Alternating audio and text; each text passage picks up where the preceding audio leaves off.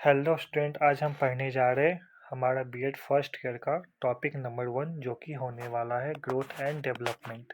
और growth and development के अंदर हम क्या पढ़ने वाले हैं, उसके कॉन्सेप्ट, उसके प्रिंसिपल, फैक्टर्स और कितने स्टेजेस होते हैं ग्रोथ एंड डेवलपमेंट के। तो हमारा सबसे पहले समझते हैं कि कॉन्सेप्ट क्या होता है, कैसे हम पहचानेंगे कि ग्रोथ का मतलब क्या होता है और डेवलपमेंट मतलब क्या होता है। तो ग्रोथ का बात करें तो इट इन्वॉल्व क्वांटिटेटिव चेंजेस, जैसे कि हमारा हाइट बढ़ना, हमारा वेट बढ़ना।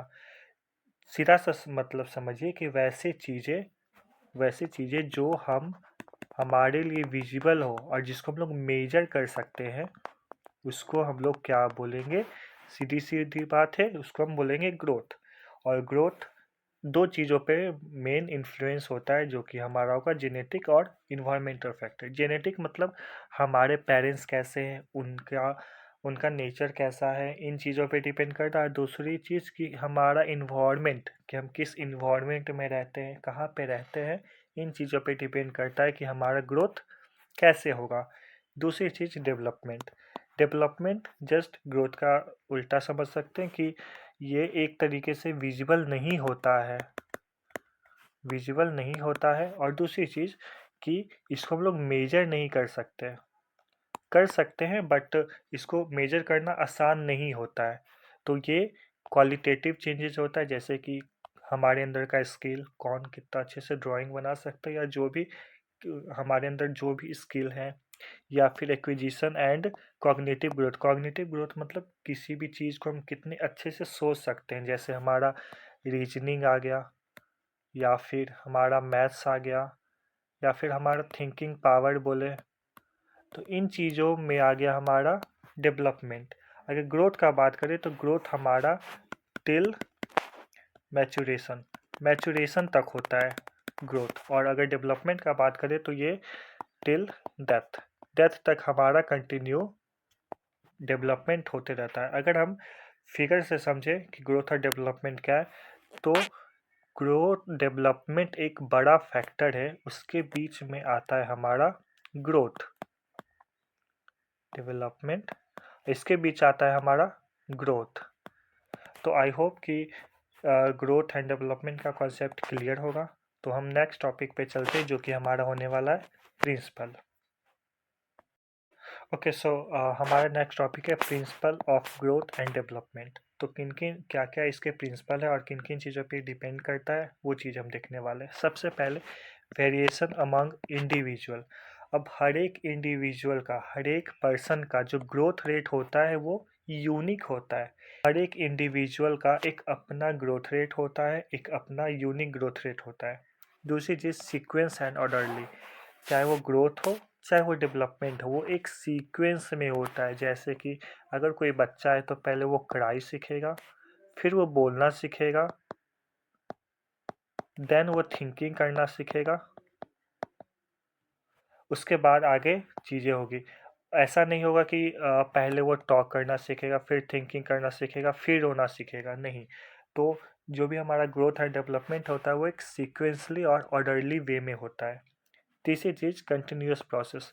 ये एक कॉन्टिन्यूस प्रोसेस है, जो कि मैंने आपको पिछले टॉपिक में समझाया कि ये कंटिन्यू प्रोसेस होता है। इसका कभी भी रुकता नहीं है। ये बॉम्ब से लेके टॉम तक चलता है, मतलब गर्भ से लेकर के हमारा टॉम तक, जब तक हम मर नहीं जाते तब तक चलता है। और नेक्स्ट हमारा हेरिडिटी एंड इन्वायरमेंट। ये भी चीज़ मैंने पिछली बार समझा चुका है कि हमारा जो ग्रोथ है और डेवलपमेंट है वो किन चीज़ों पे डिपेंड करता है, कि हमारा हेरिडिटी क्या है। इट मीन्स कि हमारे पेरेंट्स के अंदर कैसा जीन है, उनके क्वालिटी क्या है, और उनके रहन सहन क्या है। और दूसरी चीज़ इन्वायरमेंट की, हम कैसे इन्वायरमेंट में ग्रो हो रहे हैं। अगर मान लीजिए कि कोई एक लड़का है, एक और लड़का है, अगर इसको एक रिच सोसाइटी मिले, तो डेफिनेटली ये एक अच्छे, इसका फिजिकल ग्रोथ के साथ साथ मेंटल ग्रोथ भी अच्छा है। और अगर दूसरा एक लड़का है जो कि थोड़ा पुअर सोसाइटी से बिलोंग करता है, तो इस सीधी से फैक्टर है कि इसका ना ही तो अच्छे से ग्रो हो पाएगा, ना ही तो फिजिकली और ना ही मेंटली ये अच्छे से ग्रो हो पाएगा। और हमारा नेक्स्ट है different trait. Different trait means various body part grow at different speed. अब हमारा हाथ पैर या फिर हमारा सर या हमारे अलग अलग बॉडी पार्ट एक अपने डिफरेंट रेट से ग्रो करते हैं, अपने डिफरेंट स्पीड से ग्रो करते हैं. हमारा नेक्स्ट है हमारा cephalo sorry cephaloidal principle. Cephaloidal principle मतलब development processes from head to toe. अब कोई भी बच्चा ग्रो हो रहा है, जब वो डेवलपिंग के प्रोसेस में, तो पहले उसका हेड ग्रो होता है, देन वो उसका नीचे नीचे ग्रो होता है, फिर हाथ ग्रो होता है, देन पैर. तो हमारा सर से स्टार्ट होता है और पैर तक बॉडी जो ग्रो होता है उसी को बोलते हैं सेफेलॉयडल प्रिंसिपल. नेक्स्ट है हमारा प्रॉक्सिमोडिस्टल प्रिंसिपल. प्रॉक्सिमोडिस्टल प्रिंसिपल मतलब हमारा बॉडी से सेंटर से हो करके वर्टिकली बॉडी जो चौड़ा होता है या फिर वाइड होता है, उसी प्रिंसिपल को बोलते हैं प्रॉक्सिमोडिस्टल प्रिंसिपल. सो दो टॉपिक हमारा क्लियर हो गया. अब नेक्स्ट टॉपिक पे बढ़ते हैं. नेक्स्ट टॉपिक है वो है कि factor influencing growth and development. मतलब ग्रोथ और डेवलपमेंट किन किन चीज़ों पर या किन किन फैक्टर्स पे डिपेंड होता है. तो सबसे पहले फिजिकल एक्टिविटी, जैसे मसल्स डेवलपमेंट या ओवरऑल हेल्थ.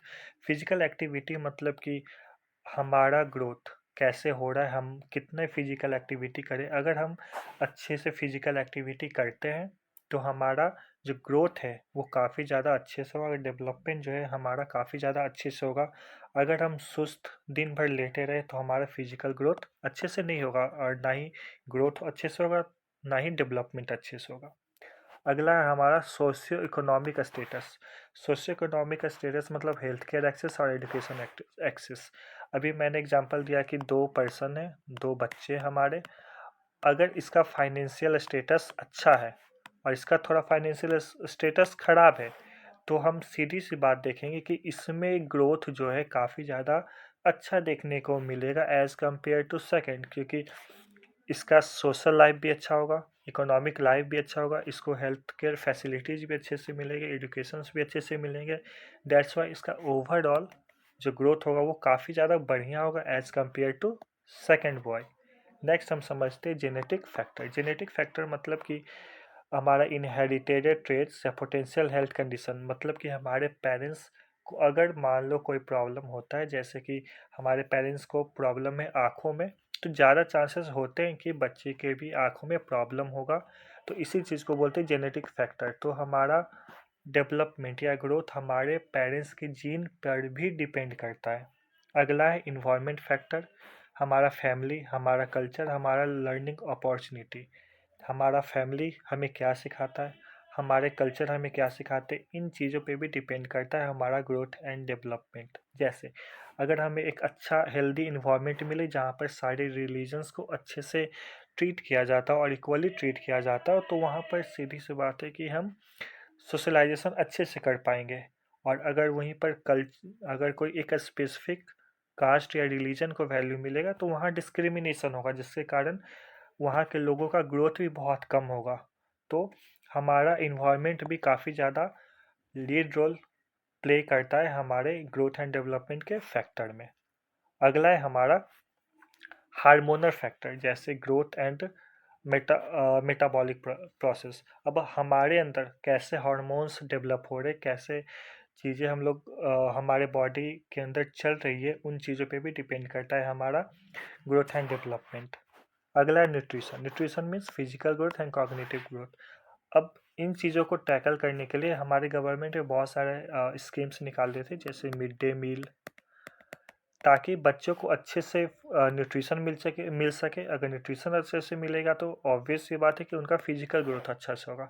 अब जब कोई बच्चा फिजिकली बहुत अच्छा है तो बहुत ज़्यादा चांसेस है कि उसका कॉग्निटिव सोच मतलब सोचने की क्षमता वो भी काफ़ी ज़्यादा अच्छे से ग्रो होगी.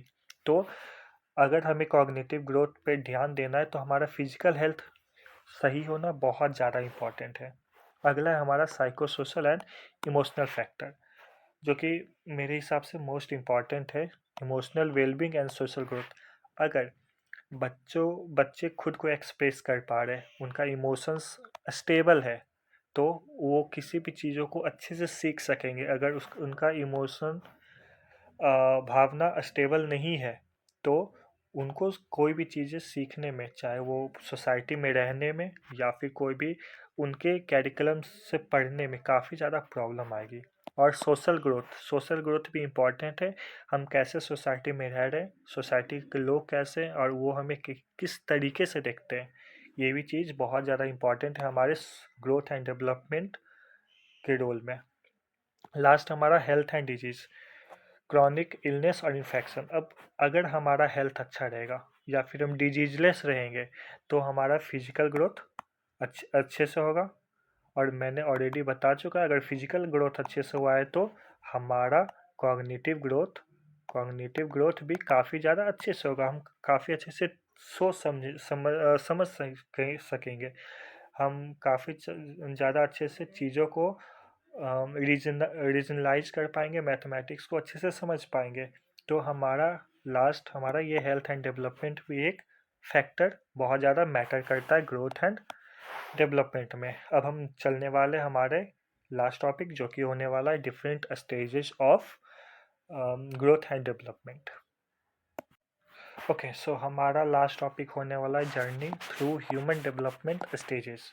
अब कौन कौन से स्टेजेस होते हैं ह्यूमन डेवलपमेंट के, वो समझते हैं। सबसे पहले कॉन्सेप्शन टू बर्थ, फिर बर्थ टू सेकेंड ईयर, फिर 2 से 6 year, 6 to 12, 12 to 18, 18 to 40, 40 to 65 and then 65 plus years. अब समझते हैं सबको सेपरेटली। कंसेप्शन टू बर्थ, जिसको हम लोग बोलते हैं प्री नेटल स्टेज। अब इसमें सेल डिवीजन बहुत ज़्यादा होता है और ये ऑर्गन फॉर्मेशन में हेल्प करता है। और कॉन्सेप्शन टू बर्थ, सीधी सी बात चल रहा, प्री नेटल स्टेज मतलब जब हम गर्भ में ही होते हैं और जब हमारा गर्भ में ही ऑर्गन फॉर्मेशन हो रहा होता है तो वहाँ पर भी हमारा डेवलपमेंट हो रहा होता है और ग्रोथ हो रहा होता है। इसीलिए हम एक ये भी स्टेज होगा जो कि होगा हमारा कॉन्सेप्शन टू बर्थ। अब बर्थ लेने के बाद बर्थ से 2 साल तक देखें तो हम बोलते हैं उसको इन्फेंसी। इन्फेंसी में अगर बात करें तो रैपिड ग्रोथ, फिजिकल ग्रोथ, मतलब कि ये जो 2 साल होता है ना, ये बच्चों में काफ़ी ज़्यादा फिजिकल ग्रोथ देखने के लिए मिलता है। और सेंसरी डेवलपमेंट मतलब जो हमारे सेंस ऑर्गन्स है, जैसे ईयर हो गया, आई हो गया, स्किन हो गया और बाकी दो होते, ये सारा हमारा टंग हो गया, ओके, ये सारा हमारा काफ़ी ज़्यादा एक्टिवेट हो जाता है और काफ़ी ज़्यादा डेवलप होता है। हम इन्हीं अपने सेंसेस के अकॉर्डिंग हम अनुमान लगाते हैं कि कौन पर्सन हमारे लिए अच्छा है, कौन ख़राब। इसीलिए जब हम बच्चे होते हैं तो हम अपने सेंसेस को टच करते हैं अपने मदर से, तो हमें पता चल जाता है कि ये मेरी माँ है। और वही अगर हम किसी दूसरे के गोद में जाते हैं तो हमें फील हो जाता है कि ये किसी और के सेंसेस है और हम रोने लगते हैं। अब जो हमारा नेक्स्ट स्टेज है, सॉरी, वो है 2 से 6 साल, जिसको हम लोग बोलते हैं ईयरली चाइल्डहुड। अब language and motor skill development, अब ईयरली चाइल्डहुड में ही हम लोग लैंग्वेज सीखते हैं, हमारा रीजनल लैंग्वेज। और दूसरी चीज़ जो हमारा मोटर स्किल डेवलपमेंट मतलब बॉडी को ग्रोथ करना, कि हम अपने हाथ पैर को अच्छे से मूव करना या फिर फिजिकली अच्छे से खुद बॉडी को मूव करना, यही हम सीखते हैं ईयरली चाइल्डहुड में। अब 6 से 12, जिसको हम लोग बोलते हैं middle childhood, cognitive skill and peer relation. Cognitive skill मतलब सोचने समझने की क्षमता। अब इस स्टेज में बच्चे सवाल बहुत ज़्यादा करते हैं। आप लोग भी देखे होंगे कि घर में कोई बच्चा होगा जो कि 6 से 12 साल के बीच का होगा, वो सवाल बहुत ज़्यादा करता है क्योंकि उस समय उसका नया नया कॉग्निटिव स्किल, सोचने की क्षमता बढ़ती है, इसीलिए। और दूसरी चीज़ की पीयर रिलेशन, आप उसको कितना भी समझा लीजिए, वो दोस्तों के बीच ज़्यादा रहना पसंद करेगा फैमिली को छोड़ करके। तो इस स्टेज में ही काफ़ी ज़्यादा पीयर्स के साथ, पीयर्स मतलब यहाँ फ्रेंड्स या उनके फ्रेंड सर्कल्स को यहाँ पीयर कहा गया है, तो पीयर रिलेशनशिप को वो ज़्यादा वैल्यू करते हैं। नेक्स्ट हमारा 12 से 18 साल, जिसको हम लोग बोलते हैं रोलर कोस्टर ऑफ लाइफ या roller coaster stage of development, क्यों? क्योंकि ये उस समय होता है एडोलसेंस, जहाँ पर हमारा प्यूबर्टी हिट करता है, जहाँ हम मैच्योर बनना स्टार्ट होते हैं, जहाँ हमारा सेक्सुअल ऑर्गन्स अच्छे से ग्रो होना स्टार्ट होता है, एंड आइडेंटिफाई फॉर्मेशन, और हम क्या है, हमारा आखिर इस सोसाइटी में रोल क्या है, हम इसी एडोलसेंस पीरियड में समझते हैं। इस एडोलसेंस पीरियड में काफ़ी ज़्यादा चेंजेस आता है, जैसे हमारे इमोशंस पे कंट्रोल नहीं होते हैं, हमारे हमारे अंदर काफ़ी ज़्यादा ईगो होता है, हम काफ़ी ज़्यादा इगोस्टिक बन जाते हैं। तो ये इसी स्टेज में काफ़ी ज़्यादा चेंजेस आता है हमारे एडोलसेंस पीरियड में। नेक्स्ट चलते हैं, जो कि होगा हमारा 18 से 40 साल, जो कि बोलेंगे ईयरली एडल्टहुड, मतलब कि हम एक एडल्ट बनने के पहले फेज में, जहाँ पर हम लोग कैरियर पर और अपने पर्सनल ग्रोथ पर ज़्यादा ध्यान देते हैं एक्सेप्ट देन अपने फीमेल जेंडर पर या फिर मेल जेंडर पर अट्रैक्शन के बिल्कुल विपरीत हम लोग अपने कैरियर और फिजिकल ग्रोथ पर ज़्यादा डेवलपमेंट करते हैं, अपने फैमिली पर ज़्यादा ध्यान देते हैं और अपने डेवलपमेंट पे बहुत ज़्यादा ध्यान देते हैं। अब है हमारा 40 से 65 साल, जो कि होगा middle adulthood, career peak and family responsibility. अब 40 साल होते होते हमारा शादी हो चुका है, हमारे बच्चे भी हो चुके होते हैं। तो अब इस समय हमारा कैरियर पीक पर होता है कि हम कोई भी अच्छा जॉब लेकर के सेटल हो जाए, और इसी समय हमारे फैमिली रिस्पॉन्सिबिलिटीज़ भी काफ़ी ज़्यादा बढ़ जाते हैं। हमारे बच्चे, फिर उनका रहना, खाना पीना, फिर हमारे पेरेंट्स का देखभाल करना, तो इस स्टेज में काफ़ी ज़्यादा हमारी रिस्पॉन्सिबिलिटीज़ पीक पर होते हैं, बहुत ज़्यादा ऊपर होते हैं। और लास्ट है हमारा 65+ ईयर्स, जिसको हम लोग बोलते हैं late adulthood, ageing and retirement adaptation. अब 65+ ईयर होने के बाद हम लोग जॉब से रिटायर हो जाते हैं, ठीक है, और हमारा रिटायरमेंट का समय हो जाता है, और अब इस एज में आकर के हम सोसाइटी के बारे में सोचते हैं, सोसाइटी को ले कर के सोचते हैं और उन पे ज़्यादा ध्यान देते हैं। साथ ही साथ यहाँ पर आकर के हम लोग देखते हैं कि हम लोग थोड़ा रिलीजियस हो जाते काफ़ी ज़्यादा इस एज में आकर के। सो यही था हमारा 1 2 3 4 5 6 7 8 total 8 stages of life through out the life, जो हमारा बचपन से लेकर के लास्ट तक चलता है, ठीक है। यही थे हमारे कुछ कॉन्सेप्ट। आई होप कि आप लोग को समझ में आया होगा। अगर किसी को भी इसका पीडीएफ चाहिए होगा तो वो कमेंट कर दीजिएगा, हम उनको पीडीएफ पर्सनली शेयर कर देंगे, या फिर हो सके तो डिस्क्रिप्शन बॉक्स में इसका पीडीएफ हम आप लोगों को प्रोवाइड करवा देंगे।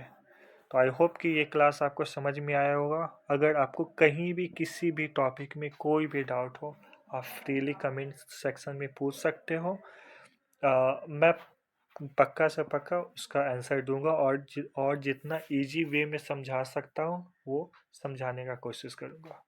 सो बाय बाय, ध्यान रखिए और मिलते हैं अब नेक्स्ट वीडियो में।